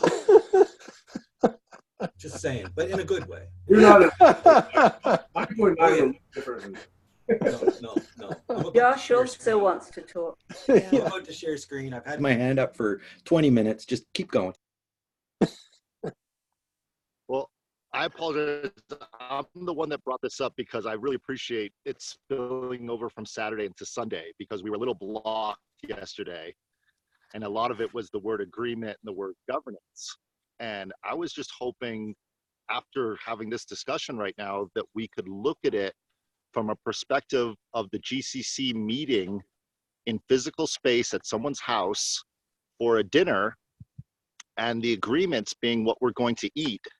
So if we made an agreement that we're all vegans and there's no food for meat eaters, that's where things get a little governant and power over and, hey, I eat meat and I'm starving and you're giving me veggies and I'm not happy. So the ingredients of the culture of this group is what I hear Sam asking so nicely, like, hey, can we all just put what kind of food we want on the table so we can agree to have a dinner together?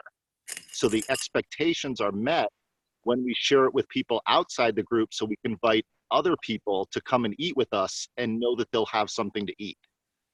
So the logic I'll use is from a quote of Malcolm X. And Malcolm X said, I have a plate in front of me, but nothing is on it. Now, because all of us are sitting around the same table, are all of us diners? I'm not a diner until you let me eat. Then I become a diner. And then I see Sam coming in from the back of the kitchen going, well, I would love to make a meal for you. What would you like to agree that we put on the menu? And it gets confusing because he's asking very nicely to put things on the menu so everyone has something to eat. But we're asking Sam, just show us the menu and I'll tell you if I can eat it or not. And thus we loop around with these agreements. If that makes any sense, the logic of we have all agreed that we will record these conversations. That's one agreement that we all agreed. And we all agree that we'll do our best to not have power over each other and not talk over each other, which Colin has done a great job for 20 minutes. He's had his hand up. So I'm going to be quiet. And I know Anna wants to speak and probably others that I can't see on the screen. But those are the only agreements in 2 years that I know that we're all trying to move towards collectively in this group. Thus, we can tell other people that aren't in this group that that's what they can expect. And as we evolve, they can expect other things. Like maybe there'll be an all vegan table and an all meat table and maybe even a cricket table. We might have people from Thailand that want to come. So it's hard to make agreements until we know who's sitting at the table to feed them. And with that, I'm complete. And thank you so much, Sam, for letting me call you out and bring this up. And thank you. I really appreciate you going there and everyone else's patience. I appreciate it. Thank you. Colleen, before I don't get the sorry, I have to interrupt. I'm leaving. I have to leave, and so Yeah. I gotta find say it something before you good. leave.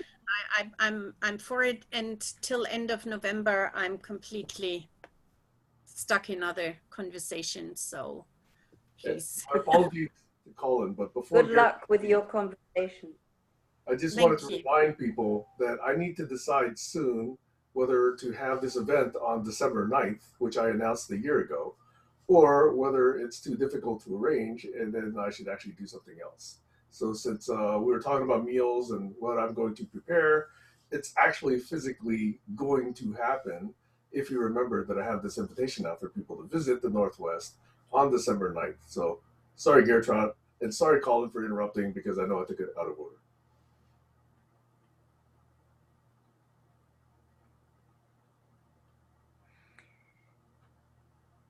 I don't get the feeling that the disagreement is about the content.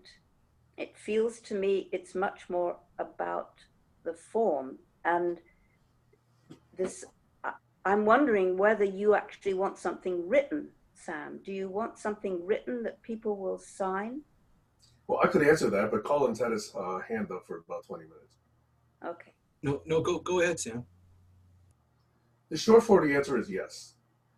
Because the reason being, if I have a conversation, let's say with Doug, okay, I have what I'm trying to convey to Doug in my head, right? Then Doug has whatever he received, and I don't know what he received. I only know that I intended to convey X and he received Y. So I have to look at Doug's behavior to really see, did he really get X or Y? Now, if it doesn't change his behavior whatsoever, then you could in some sense say there was no meaning attached to that communication. So I have not only X, but I have X prime, which is my notion of what Doug actually internalized.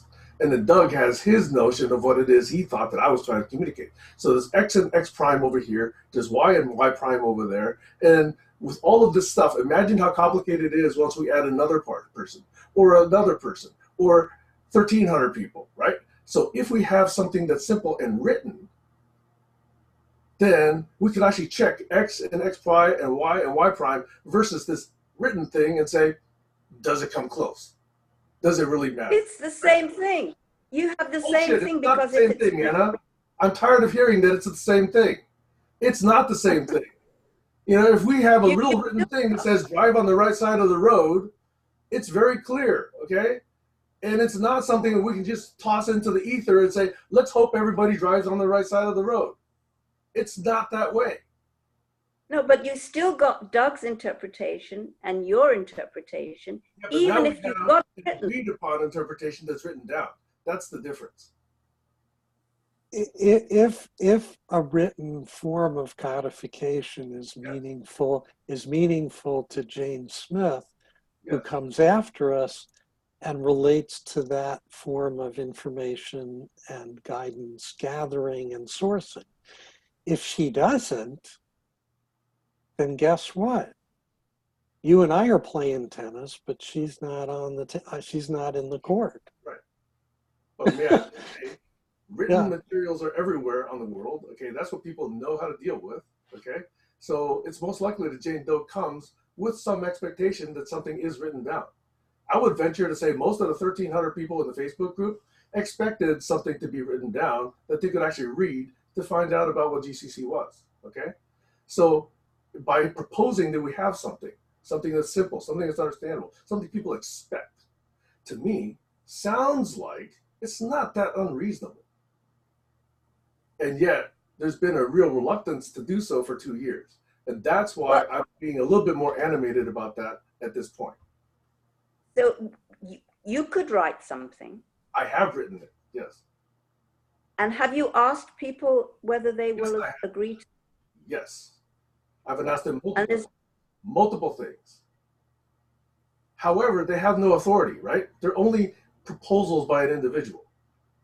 doesn't So- have to have authority. If you get agreement, you can put it on the website and say, or not on the website, on the Facebook site. No, certain Say, things. this is the description. Right? Certain things about whether or not we needed this recording to be shared publicly. That took 2 years to establish. 2 years. Something occurred to me, and that is if we're all in a 3-lane highway and we're all traveling on the same side of the road, because we've agreed, we've all made the agreement, and we've read the manual, we've read the operating manual, then we won't encounter somebody coming head on towards us on the wrong side of the road, because we've all agreed and we've all read the manual. We're all driving in the same direction. Over.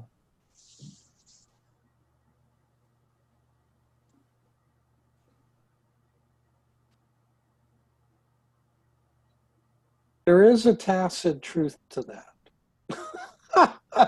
That there is a learned, enacted, embodied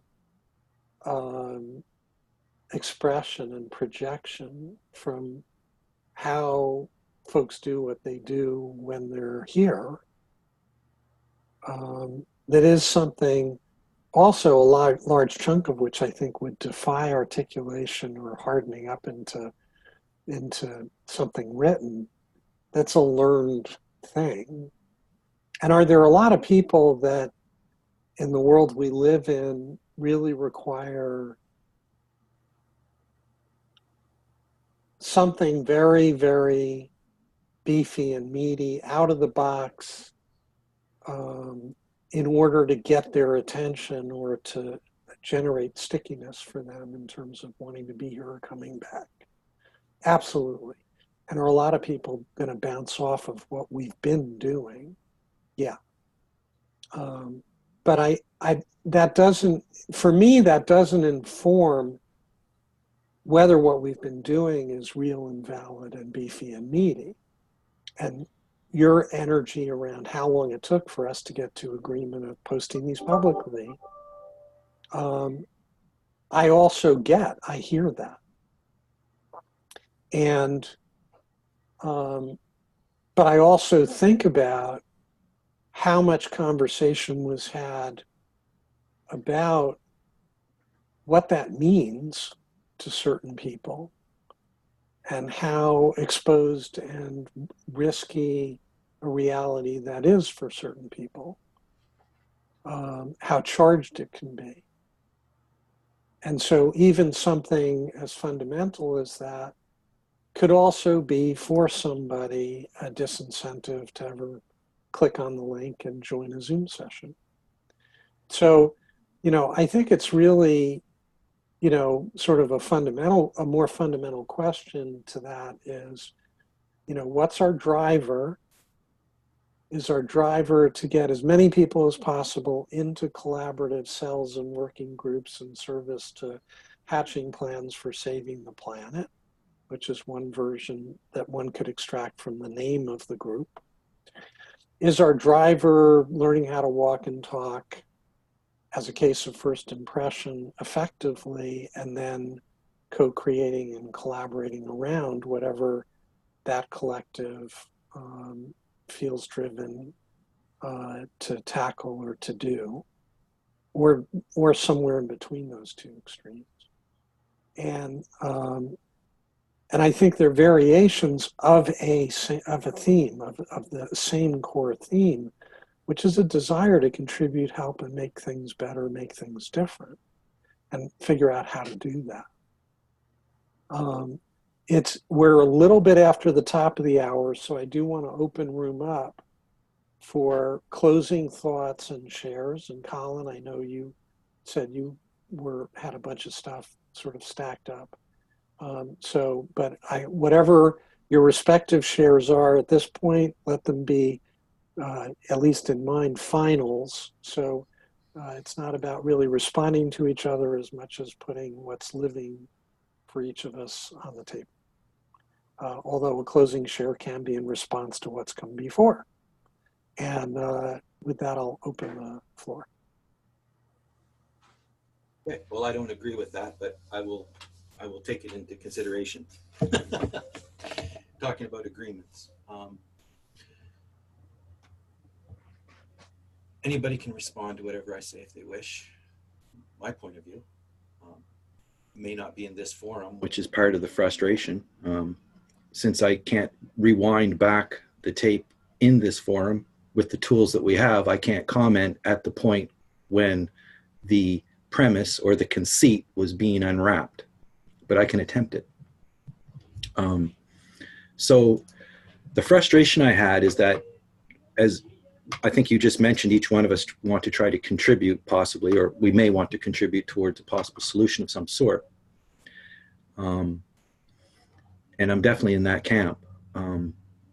And I think the quest game that I've made is worth having a walk through, where you start with trust and personal issues to get alignment, you know. And I think we're all in this room, in this forum, so we're all standing at that gate in my mind, ready to walk forward. You could call it we agree to walk forward through the map, or you could call it I'm interested to have a look at the map. You can say, hey, wait, everybody, wait for me. I want to come too. Maybe that's the way you agree. You don't agree up front, but once you see 3 or 4 other people, early adopters, then you say, hey, you know what? I think this is a good idea. Maybe you don't call that an agreement. Like, whatever stair step you're on changes the frame. It changes the tools. It changes the perception. You know, there's been several different levels discussed from different cultures with different places of starting. You know, could I play this game with any human on earth? I don't think I could. What would it take for me to prepare me to be able to play that game with them, if the premise is worth proceeding for? And I'm assuming it is. And how I can relay that to people to make them feel safe and more comfortable is it takes time. And I find it very difficult in this forum, although I try. And so my frustration is quelled by the fact that I already have the cards stacked against me by the amount of people in the room with the different competing points of view. But ironically, or maybe ironically, that's the whole point of the game, is to manage that. I'd love to do a screen share so I could show what 3 or 4 different versions of that game actually looks like. But I don't think this is the right time to do that. So I wish I could have earlier. If you guys want to stick around and look at it, I'm willing to stick around and show you. Anyway, thank you.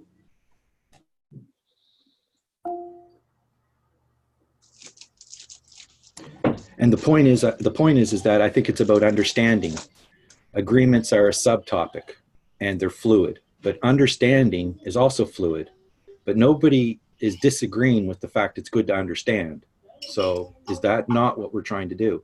In order to have a legal contract, you have to understand the terms, or else it's not legal. I didn't quite understand what you meant there. That was in the small print. You slipped it under the door. Well, I don't think that's what I'm trying to do, or any of us are trying to do. So I think we're looking for higher understanding, and I think that some examples would really go a long way to help facilitate that. And the example of how we agree well, or what does the word agreement mean, and how does that maybe unpack into what we consider to be understanding. And the thing is, innocent agreements could have consequences, whether you intend it or not. That's why they're called unintended consequences.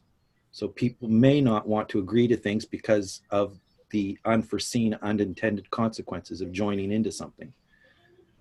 But I'm trying to distinguish between what we're doing here in this group, trying to figure out what the word understanding and agreement means, especially in barn raising, or between Sam, Doug, Amanda, Josh, or whoever else wants to join in with that.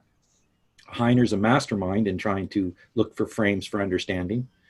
And I think it's just worth framing these things up a little bit. And I do have some frames that could be enhanced by other people, not in a way that they're helping me design my game or they don't trust my motives, but in a way that you don't know what I'm talking about until you lean into it.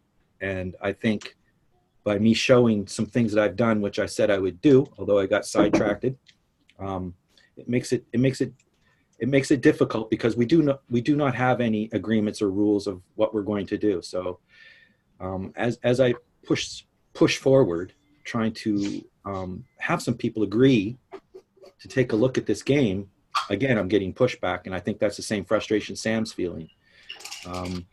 But it's a long road, and I'm not giving up because I do see some value in this, and I would love to see why it's not valuable if it's not, because I have an inkling that it is valuable.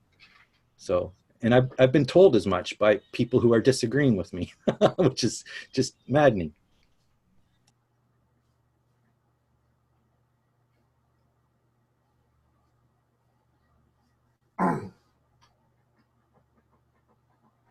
Okay, I'll go next.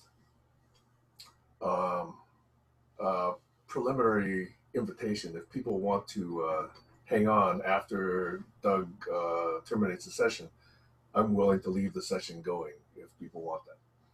Okay, so point 2. I started yesterday's Saturday barn raising with 2 sets of questions. And they were meant to stimulate some conversation, but it was curious where it went. So the sets of questions were this. If you meet someone who is less enlightened than you, how would you feel? How would you treat them? What would you do? The mirror question was, if you meet someone who is more enlightened than you, how would you treat them? How would you feel? What would you do? And how would you know? Anyway, that led to these notions about, I mean, it's curious. If you watch the tail end of yesterday's Saturday barn raising, I felt that I was being labeled as less enlightened by someone who was at yesterday's conversation. And I thought that was a very curious way to respond to those questions.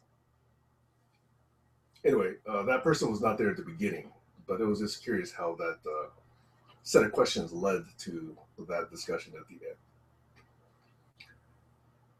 So in barn raising, we've decided to actually have some focus.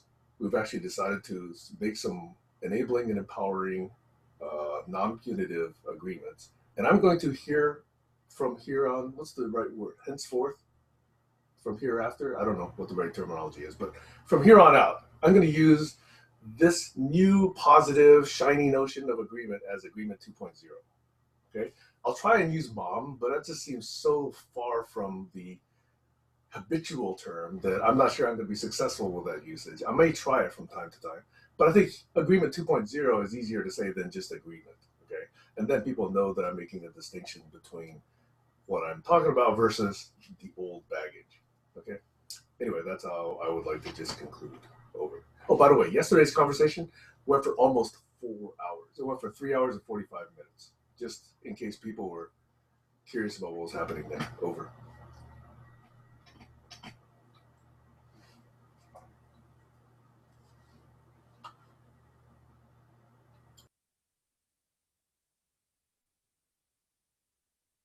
Any other closing shares or thoughts? I think Alex wanted to say something. Did you? No, I'm all what do they call it? Unblocked out.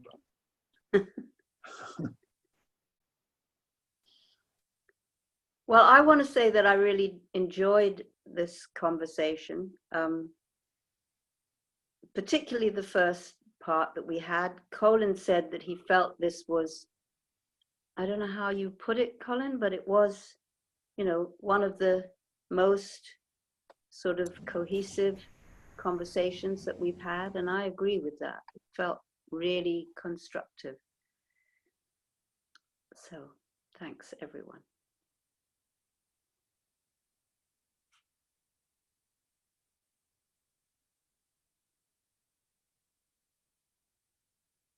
Guess that's it. Anyone else? Going once? I want to learn more about the X-plane and that's going to be launched soon. It's going to be available soon to have a look at. I think Dave knows more about that. The Explain Event Project.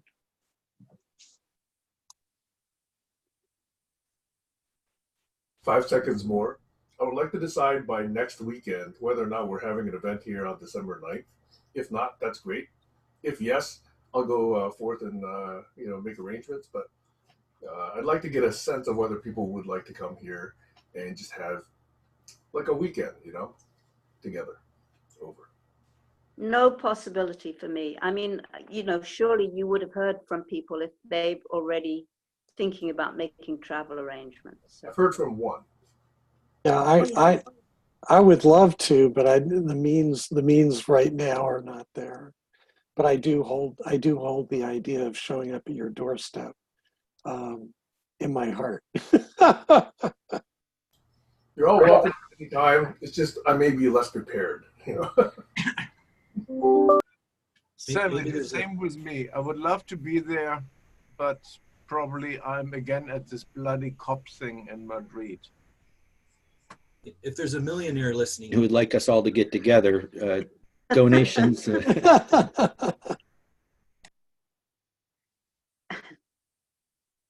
Open Okay. collective, donate.